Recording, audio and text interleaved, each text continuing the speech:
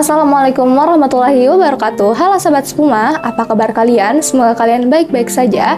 Hari ini setelah sekian lama tidak upload konten lagi di media Spuma terkait podcast, jadi hari ini telah diupload lagi kontennya. Kembali lagi bersama saya Andi Atika Mujahid yang akan menemani siang hari kalian. Nah, jadi hari ini kan banyak beredar kasus-kasus di media sosial terkait kekerasan pada perempuan.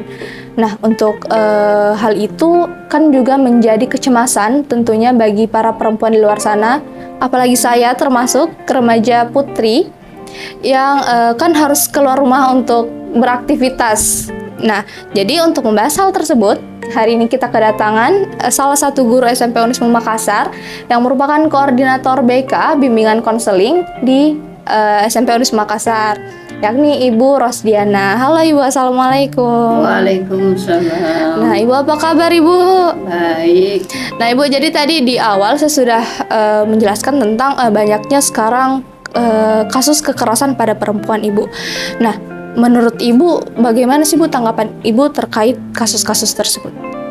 Ya, kita tidak bisa mengabaikan atau melupakan bahwa anak-anak remaja sekarang sudah pada punya namanya HP dan pada masing-masing orang, ya.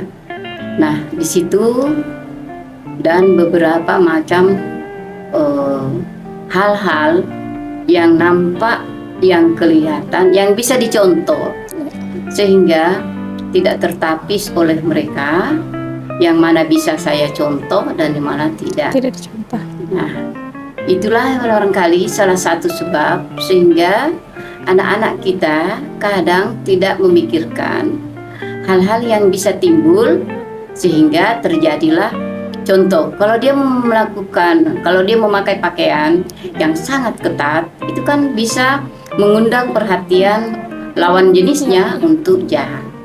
Nah, itu salah satunya. Yang kedua, dia memakai perhiasan atau dia memakai HP, di mana ini juga tempat untuk mereka bisa berbuat yang jahat. Nah, jadi hal-hal yang menyolok, yang membuat kesempatan buat mereka untuk melakukan kejahatan, sehingga hal-hal inilah yang perlu dihindari, apalagi kalau bepergian sendiri.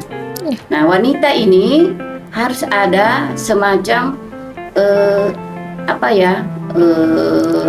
akhlak begitu ya Bu, ya, menjaga penampilannya. Kalau pergi jangan sendiri, ya ini menghindari hal-hal yang kita tidak inginkan, ya, karena wanita itu lemah, ya, wanita itu lemah, dan ini banyak terjadi pada remaja, ya, pada remaja, pada anak-anak, yang dimana mereka kadang lupa, kadang lalai dengan dirinya sendiri, ya, dengan dirinya sendiri.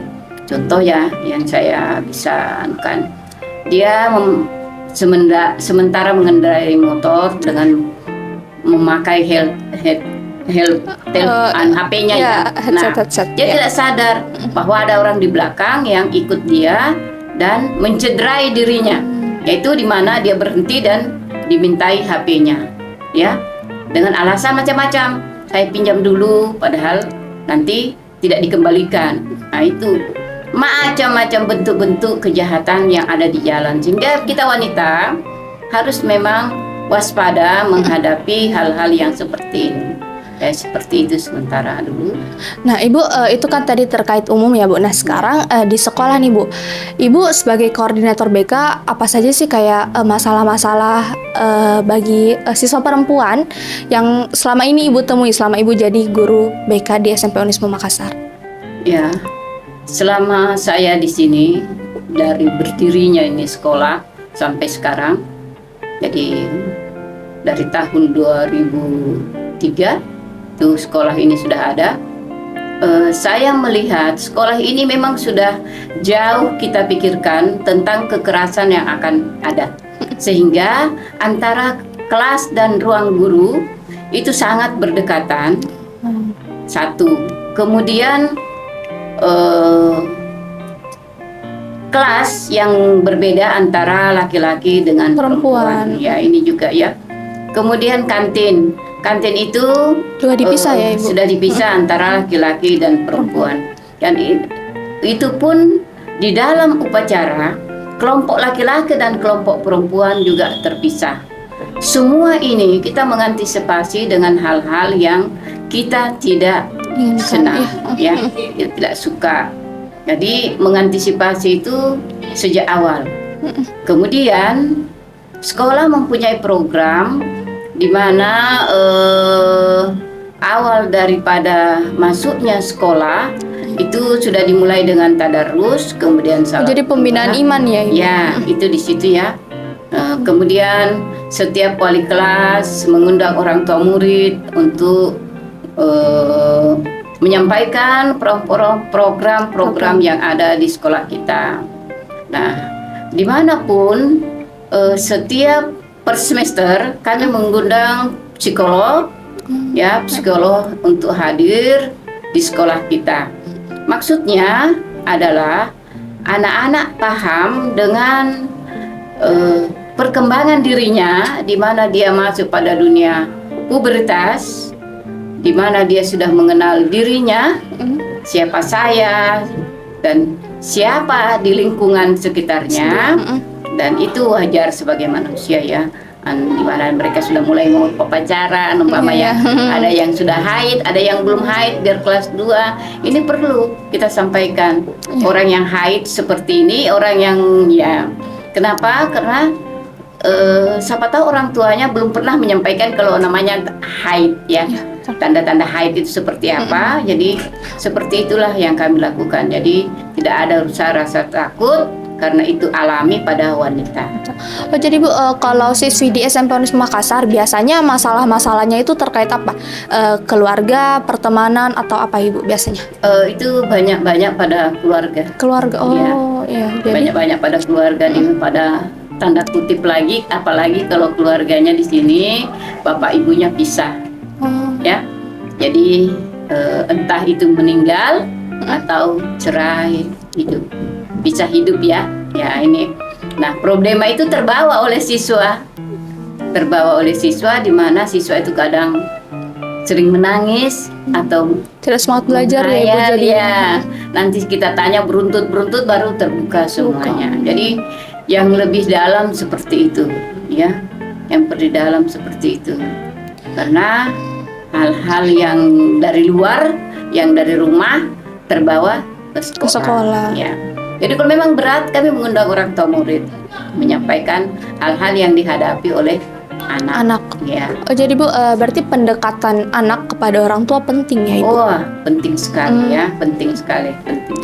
Dimana anak itu kita anggap sebagai teman, sebagai sahabat, sehingga kalau ada yang dia rasakan, dia mau keluhkan, tentu pada orang tuanya. Ya, tidak kepada yang lain.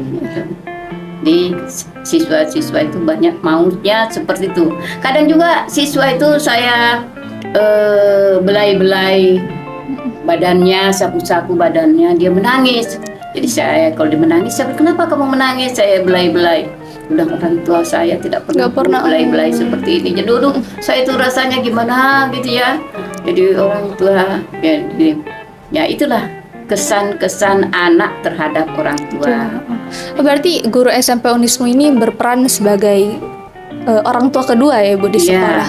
Kami karena banyak juga mereka dari luar daerah, di mana nanti sebulan sekali barangkali baru ada kunjungan dari orang tuanya. Jadi kami menaruh diri harus berperan sebagai pengganti orang-orang tua mereka yang ada di daerah-daerah. Ya.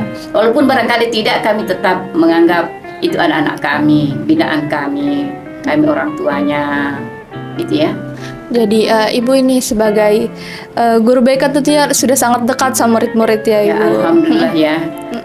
Anak-anak itu memiliki tipe-tipe atau karakter-karakter yang berbeda-beda.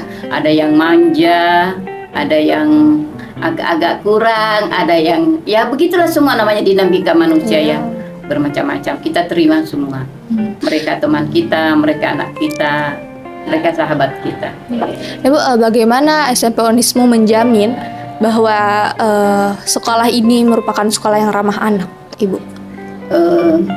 Kami bisa menjual sekolah ini bisa menjadi ramah anak dari beberapa hal. Pertama, kedekatan kami dengan orang tua dan siswanya dan anaknya.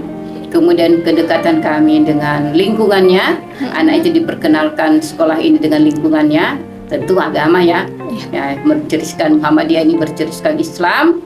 Nah, itu yang lebih utama. Sehingga hal-hal yang di luar sana yang membuat satu kecemasan buat mereka akan barangkali hilang. Jadi kita semua melakukan hal-hal yang terbaik. Kalau ada kegiatan harus tersampaikan ke orang tua. Ada kegiatan ini. Jadi sekolah ini melalui orang tua ya, Bu, pendekatan kepada orang tuanya siswa. Lebih. Ya. Nah, Ibu, bagaimana saran Ibu terhadap remaja-remaja pelajar di luar sana untuk menghindari kasus-kasus yang tadi di awal dijelaskan, Ibu? Barangkali ya, kalau saya di mana orang tua atau guru ya berperan penting selalu mengingatkan kepada siswa-siswanya tentang hal-hal yang menghampiri kita, mendekatkan kita pada kejahatan. Jangan menggunakan HP di jalan, jangan memperlihatkan apa yang ada badan kita yang sangat berbahaya, karena itu mengundang perhatian pada orang untuk berbuat jahat. Oke, jadi Ibu berarti kalau di SMP Unismu ini berarti dia lebih kuat ke penguatan agama ya, Ibu, untuk menghindari hal-hal tersebut. Berarti ada program lain nggak, Bu, di SMP Unismu Makassar untuk hal-hal seperti ini yang membuat sekolah SMP Unismu Makassar ini menjadi sekolah yang ramah anak? Oh ya, sekolah SMP Unismu ini menjual, memberi informasi ke dunia luar bahwa kami punya program-program agama. Pertama, anak sesudah sholat duhur itu memberi kultum.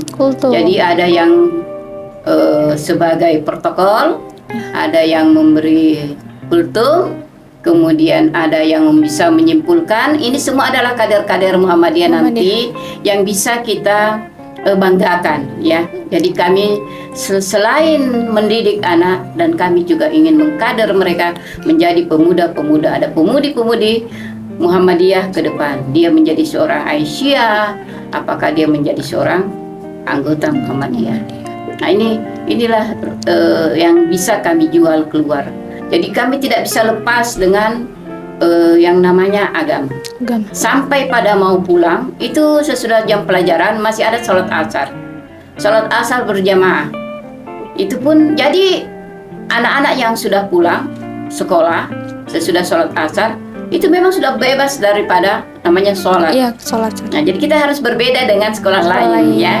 Nah, mungkin sekolah lain belum asar sudah pulang, entah sampai di rumah sudah asar apa belum, kita kan tidak tahu ya. Nah, ini jadi kontrol anak terhadap ibadahnya itu tertata dengan baik ya. Di mana ada tadarus, di mana ada BTQ-nya, di mana ada sholat duha atau waktu yang lain. Nah, jadi sampai kelas putra putri dipisah ya, Bu? Sampai kelas putri. Jadi kelas putra lain, kelas putri lain. Gitu. Jadi mereka dengan putra dengan lingkungannya sendiri, putri dan dengan lingkungannya sendiri. Jadi itu ini ya, Bu, mencegah terjadinya hal-hal yang tidak diinginkan. Iya. Kami mengantisipasi sampai pada ruang guru tidak terlalu jauh dengan kelas, ruang BK tidak terlalu jauh dengan kelas, sampai seperti itu. Jadi kita mengantisipasi sejak awal. Ya. Ibu, ada nggak sih, Bu, pesan-pesan Ibu untuk siswi perempuan di luar sana untuk menjaga diri mereka, menghindari diri mereka dari hal-hal yang tidak diinginkan? Ya, barangkali yang perlu diwaspadai itu tadi, jangan keluar sendiri. Ya, jangan berani, apalagi kalau sudah malam ya. Bahaya ya. Paling rawan ya wanita itu keluar pada malam sudah maghrib atau isya. apalagi sendiri, jangan sama sekali. Kita panggil teman atau apa. untuk menemani. Kemudian jangan memakai pakaian yang sangat menggoda orang lain. Kemudian jangan memakai perhiasan yang memancing perhatian orang. Jangan juga menggunakan hal-hal yang sangat menarik perhatian orang untuk berbuat jahat. Nah, ini semua kita cegah sehingga kalau bisa habis maghrib kita di rumah saja. Ya, kalau ada pun keperluan yang lain mungkin boleh kakak yang laki-laki kita titip saja untuk. Ini semua adalah langkah-langkah mengantisipasi daripada hal-hal yang Tidak diinginkan. Ya. Masya Allah, terima kasih Bu atas ilmunya hari ini, sharing-sharingnya. Jadi teman-teman, itu tadi perbincangan kita bersama Koordinator BK SMP Unisma Makassar, yakni Ibu Rosdiana. Jadi buat kalian terkait kasus-kasus tadi, itu kita juga harus melihat dari sisi kita sebagai perempuan tentunya, bagaimana cara kita menghindari hal-hal yang tidak kita inginkan. Caranya itu tadi tidak berpakaian yang menarik perhatian, tidak keluar malam dan lain sebagainya. Jadi mungkin cukup sekian perbincangan kita hari ini. Semoga dapat bermanfaat untuk kita semua. Jadi sekian. Wassalamualaikum warahmatullahi wabarakatuh. Waalaikumsalam warahmatullahi wabarakatuh.